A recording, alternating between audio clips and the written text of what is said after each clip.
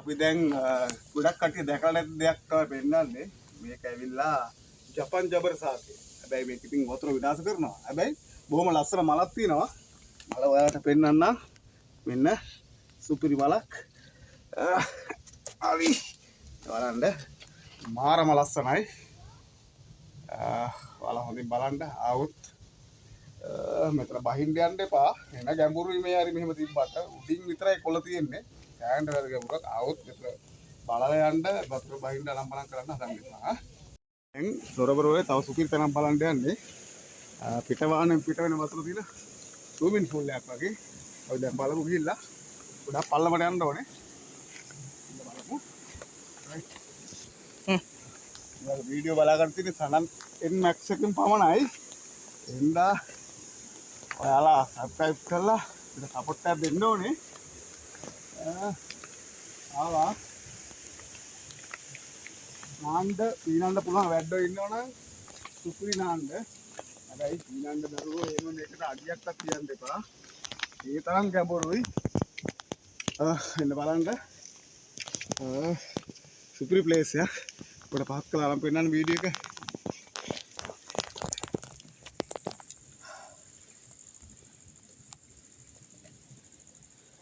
right.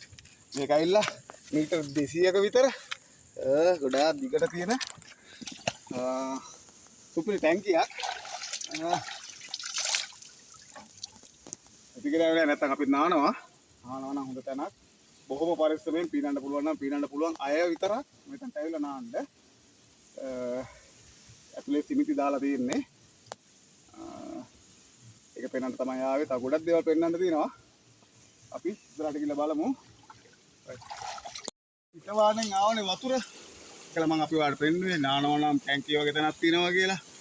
ඉතින් මේ ටැංකියෙන් මේකෙන් කරන්න මේ වතුර එකතු කරලා කුඹුරු වැඩ කරන්න මෙන්න මේ ඇල මාර්ගයේ දිගේ ගමේ කුඹුරු වලට වතුර ගෙනියනවා. දැන් නම් වතුර හොඳට ඇරලා දෙන ටැංක වතුර තියෙනවා. නානවා නම් ඔයාලට මේ පැත්තේ නාන්න පුළුවන්. කිසි ප්‍රශ්නයක් නැහැ. හැබැයි ලොකු එකට පීනන්න බැරි නම් බහින්න එපා. ඒක ගැඹුරුයි. මේකේ වාහනත් ඇරලා තියෙන්නේ. නැත්තම් මේ වෙනදට මේක වහනවා. වැවුවම මේ ඇලේ යන වතුර හේරම නවතිනවා.